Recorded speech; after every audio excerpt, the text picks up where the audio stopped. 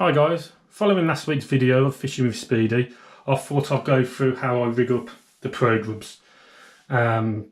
This was the one which I was using in that video, and I used a 3 gram corkscrew jig head, but that was far too light. So what I ended up doing was adding on one of the Dacro Dragon 5 gram spinning weights, and that worked a lot better.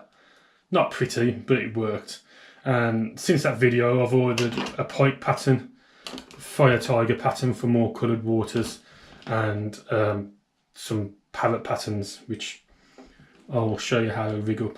Now you can do them on a jig head, but like I said in the underwater video, this looks a bit severe, and it still might be alright, but I just think it looks a bit thick, that hook. Whereas this one, which I've rigged up and which I used today, and you'll see me catch a fish on it later on in the video, it looks, you know, I don't know how fish friendly is not the word when you're putting 3 hooks on there, but it just looks better. Now, like I say, the durability of these, I'm not sure. I caught a little jack, and you can see by the teeth marks that he's putting these. Like, I don't know how well these are going to stand up to the bigger baits, but at £3 each, you can't really moan. And that is the equivalent. 8 of these Pro Grubs is the equivalent to 1 Squirrelybert, or 5 Pro Grubs is the equivalent to 1 line through trout. So cost wise, they're brilliant. Right, so let's get rid of these. I'm going to rig up a fire tiger pattern. It's not hard, but it can be quite fiddly. So what you need is a corkscrew jig head. This is a 10 gram one.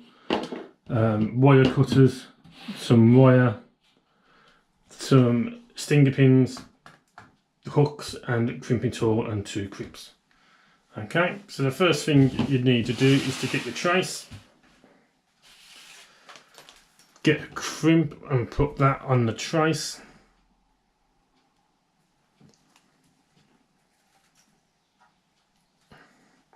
And then what you want to do on the corkscrew, you've got 2 attachments, one pointing away from the corkscrew, one pointing towards. You want to put it on the one pointing towards the corkscrew. So you just thread it through, fold it back on itself, and then thread that through the crimp.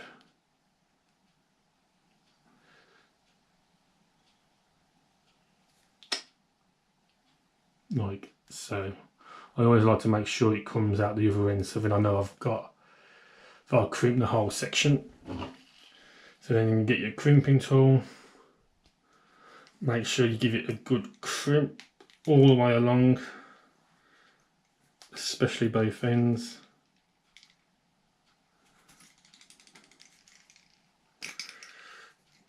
There you go. And I'll cut off the excess at the end. So what I want to do now is to screw it into the bait. So just carefully try and find the middle, and then just screw.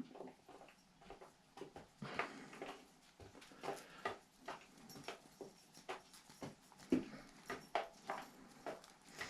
then making sure that where your traces is at the bottom of the fish, and then you come along and decide where you want the hooks to go. So I usually want it about there in the middle, kind of thing. So then just make a little adjustment, cut off the excess trace. Now what these I got were the Daiwa stinger pins. I didn't even know Daiwa did predator stuff, but just some stinger pins that I saw in the shop. So I'll just get one of these out.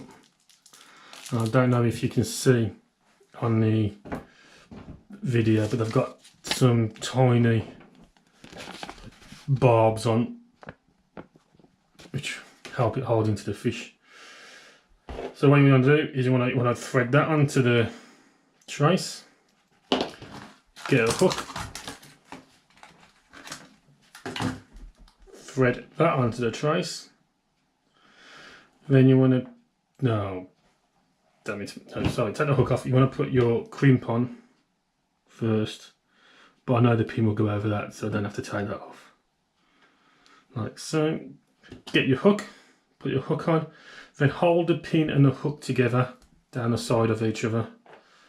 and then you want to fold the crimp back on itself like you did up the other end. Put the crimp over, trying to make sure it comes out the other end.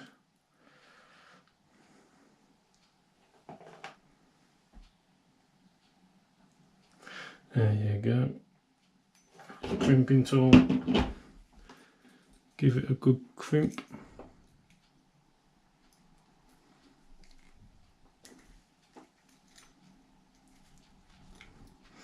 Making sure you get the ends.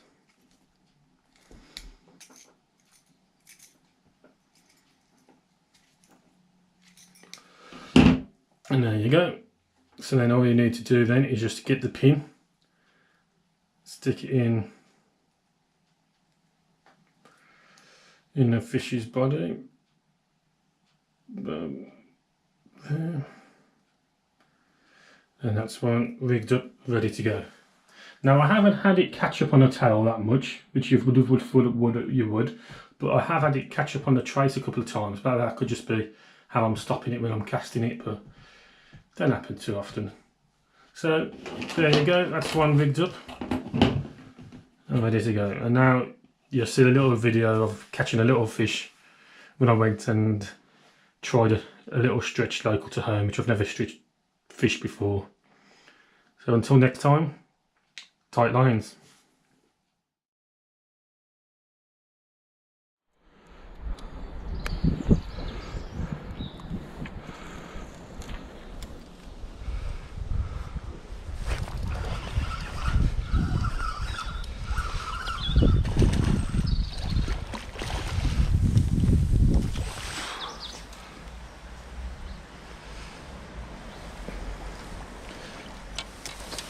So here's the first little fish of the session. Took me by surprise really, casting it out on the far side, and I was just looking down the canal a little bit and took it straight away. Took it quite deep, so he really wanted it. Lovely little one. Let's get it back and try and get some more.